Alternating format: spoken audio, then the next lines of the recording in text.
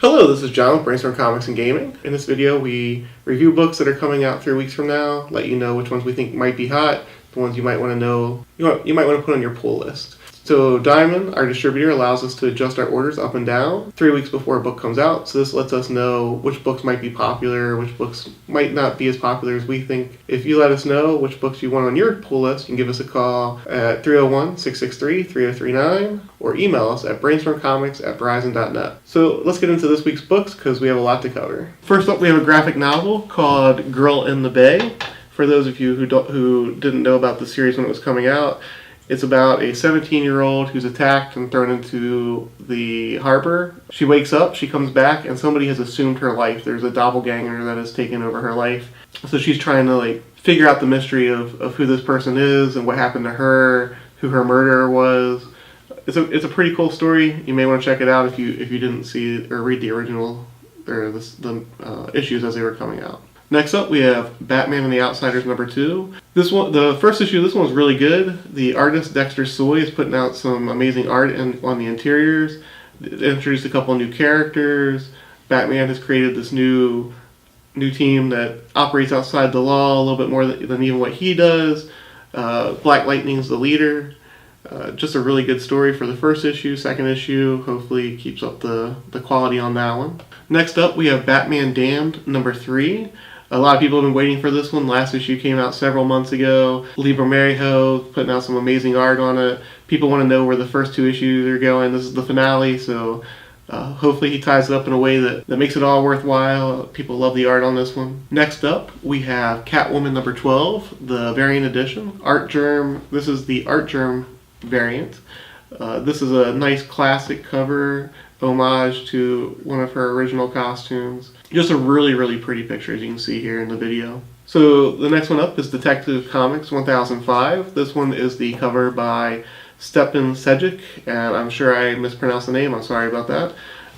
Just a cool cover on a gargoyle. For those of you who have not been reading, Arkham Knight has been revealed in issue 1003. Hopefully they do some cool things with the character. A lot of people were looking forward to it due to the video games. Character is probably going to be around for a while. Next up is Event Leviathan. So this one has a couple different covers. The one we spotlighted was the main cover by Alex Maleev, written by Brian Michael Bendis. This is supposed to sort of touch on all the different groups around the DCU. How they've been. The goal is to kind of unify them, is my understanding. So they're going to target, Leviathan's going to target their competition, the other smaller groups in the DCU. So this is one, definitely a big event. You're probably going to want to check that one out. Next up is Flash #72. Derek Chu did the variant for this one. It is a pretty cool Captain Cold cover. It has Flash running around, as you can see in the picture here. I think it's going to be one of the more popular covers that week. It's definitely a cool looking iteration of the character. Next up, we have Hawkman #13, the variant edition. Again, I'm going to mispronounce his name and I apologize. In-Yuk Lee provides the variant for this one. The variant covers for Hawkman have been amazing. Tedesco did a couple cool ones, and now Lee does another cool one, a dragon chasing Hawkman through the sky. Just a really cool looking visual. Next up, we have Justice League Odyssey #10. This one's by Lucio Perillo. I've been a big fan of Perillo's art here for a while now. This one, again, just a really cool cover. Jessica Cruz on the cover. I wish Perillo would do a lot more horror titles. I think the art style really fits for that. It has the darker hues and everything. Just a really cool cover, though. Next up, we have Superman Year One. This is by Frank Miller. We have not just the Frank Miller one, but the John Romita Jr. cover as well. This is a 3-issue miniseries, again under the Black Label. For those of you who don't know, the Black Label is targeted towards a more mature readership. The goal is to tell stories that they can't tell in the regular DCU, go a little bit deeper. The solicit for this one reads as follows. From the burning world of Krypton to the bucolic fields of Kansas, the first chapter of Superman Year One tracks Clark Kent's youth in Kansas as he comes to terms with his strange powers and struggles to find his place in our world. DC Black Label is proud to present the definitive origin of Superman as rendered by the legendary comics creators Frank Miller and John Romita Jr. So this is probably going to be a pretty big title. We should have plenty of them coming in, but if you have a preference on which cover you want, whether it be the Miller or the Romita Jr. one, let us know. Last, for DC, we have Wonder Woman number 72. This is the Jenny Frison cover. This one is she's whipping around her lasso. Just a cool looking visual for this one. A lot of people love the Jenny Frison covers, so let us know so you can make sure that we don't run out of them. Next up, we have a first issue from Image Comics. It's called Ride Burning Desire. It's got a cover by Adam Hughes. I think that one's going to be the most popular one of the ones available. Adam Hughes has a huge fan base out there. If you are interested in this one, let us know. Independents are always a little bit tighter for us.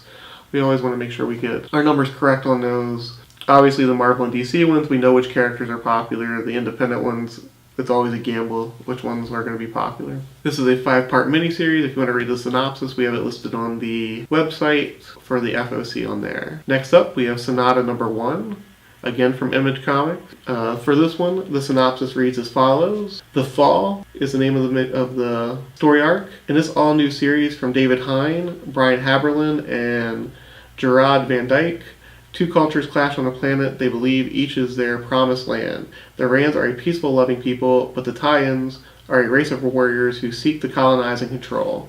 The mysterious sleeping giants also call this place home, though no one knows if they're monsters or the gods of legends. And amidst all this, a young woman named Sonata is willing to break all the rules to find her place in this world, and she's not about to let sleeping gods lie. So this one sounds pretty interesting. Female leads are definitely pretty popular right now, so this one has the potential to really be a breakout title. Next up, we move into Marvel. First from them is Amazing Spider-Man number 23, Acuna's Marvel 25th Anniversary Tribute. These 25th Anniversary Tribute covers are just beautiful. They're trying to mimic and give an homage to the Alex Ross style. This one is one of the better ones. Spider-Man climbing up the wall, as you can see in the picture here. I think this is going to be a popular cover for years to come. It's just really, really well done. Next up, we have Champions number 6. Again, another Inyok Lee cover. It's another Marvel's 25th Anniversary tribute. So this one has two things going for it. This one is a War of the Realms tie-in, and it's also a 25th Anniversary cover, like I was saying. So this one, again, has Spider-Man featured, kids running around him, as you can see here in the picture. Again, I just think it's a really well rendered picture. I think people are going to be really interested in this one. Next up, we have Immortal Hulk 19. This one is the Greg Smallwood variant. This is, again, one of the Marvel 25th tribute variants. For this one, it's a pretty cool interpretation of how the average person sees the superheroes. I've always liked when they try and show not just the superheroes version of how things happen, but how real world people take in superheroes. This is a pretty impressive cover. I think that people are going to be really satisfied with this one. Next up is a mini-series I think a lot of people should be checking out. So it's by Donny Cates. It's the Silver Surfer Black mini-series. If you read Thanos or Guardians of the Galaxy or Venom, I think this is definitely one you're going to want to check just to see how it ties into everything that Donny Cates has been building over the last 2 years. So not only does this have a regular cover that's pretty cool, the Perel variant is very, very cool. It's a 1 in 25 though, so we will only have 2 of those coming in. It's probably going to be at least a $30 book. I don't know for sure how much we're going to price it at yet, but if I had to guess, it'll probably be in that $30 range. For those of you who want to know what the series is about, the synopsis reads, spinning out of Guardians of the Galaxy number 1, almost the entire galaxy's defenders have been blown through a black hole, including the Silver Surfer. But the story doesn't end there. In order to fight back the Oblivion, Surfer will have to fight to save his own soul and not lose himself to the void.